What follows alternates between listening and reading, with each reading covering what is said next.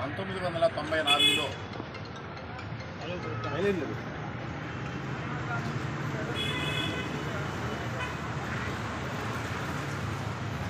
మాదిగలు అన్ని రంగాల్లో వెనకబడిపోయారని 1994లో ఎంఆర్పిఎస్ ఉద్యమం ప్రారంభమైంది.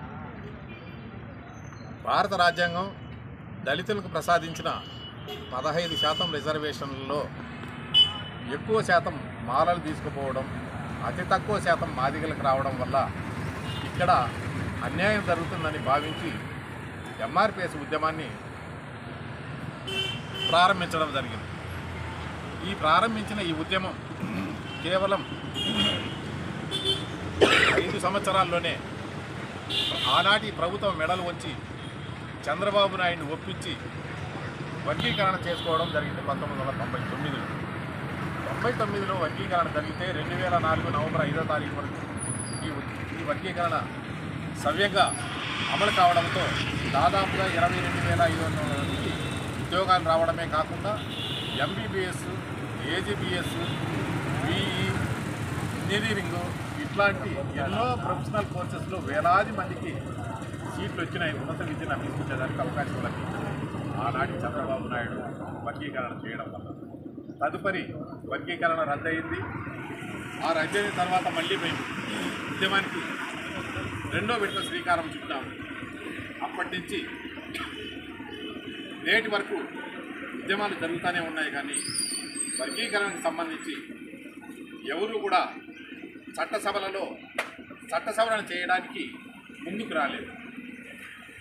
అయితే ప్రతి రాజకీయ పార్టీ వర్గీకరణకు మేము అనుకూలమే అంటూ ఎవరు కూడా సాహసించి ముందుకు రాలేదు. మాదిగల అభివృద్ధిని వాళ్ళు కాంక్షించలేదని కూడా మేము ఈ సందర్భంగా భావిస్తూ ఉన్నాం. ఈ తరుణంలో మేము మళ్ళీ ఉద్యమానికి నాంది పలికిన తర్వాత చేసిన ఉద్యమాల ఫలితంగా కొన్ని రాజకీయ పార్టీలు మాకు హామీలు ఇవ్వడం లాంటివి జరిగినాయి. ఆ ఇచ్చిన హామీలలో బీజేపీ మేము అధికారంలోకి వచ్చిన 100 రోజుల లోపలనే ఏబిసిడి వర్గీకరణ చేసి మాదిగలకు న్యాయం చేస్తామని చెప్పడం జరిగింది. అదే క్రమంలో 2014లో చంద్రబాబు నాయుడు డప్పు కొట్టి చెప్పు కుట్టి జెండా మోసి నేను మాదిగలకు పెద్ద కొడుకునై పుడతానని పెద్ద మాదిగను అవుతానని చెప్పి వర్గీకరణకు ఖచ్చితంగా నేను కట్టుబడి ఉన్నాను, నేను వర్గీకరణ చేసి తీర్తానని చెప్పి హామీలు ఇచ్చినారు. ఇచ్చిన హామీలు అందరూ మర్చిపోయినారు. ఎక్కడ వేసిన బొమ్మలు అక్కడే ఉన్నట్టుగా మా జీవితాన్ని. తర్వాత 2019లో జగన్మోహన్ రెడ్డి ముఖ్యమంత్రి అయినాడు. జగన్మోహన్ రెడ్డి ముఖ్యమంత్రి అయిన తర్వాత మేము వర్గీకరణ విషయం ప్రస్తావించాలని ప్రయత్నం చేస్తే ఆయన ఏ కోశంలోనూ అంగీకరించలేదు, మాదిగలను దగ్గరికి రానియలేదు. ఎందుకు రానియలేదా అని మేము ఆలోచన చేస్తుంటే ఆయన ఉద్దేశం దళితులను అణగదొక్కాలనే క్రమంలో వ్యవహరిస్తున్నాడు అనేది మాకు అర్థమైంది. అందుకు కొన్ని ఉదాహరణలు.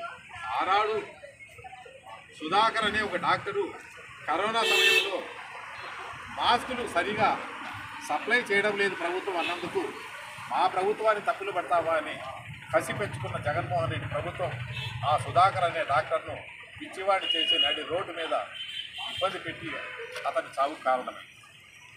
అదేవిధంగా చిత్తూరు జిల్లాలో సునీత అనే ఒక డాక్టర్ను పెద్దిరెడ్డి రామచంద్రారెడ్డి ఏం చేస్తాడవే నువ్వు అని చెప్పి అహంకారంతో ఆమెను దూషించిన దాఖలాలు కూడా ఉన్నాయి. ఇదే క్రమంలో అనంతబాబు అనే ఒక వ్యక్తి తన దగ్గర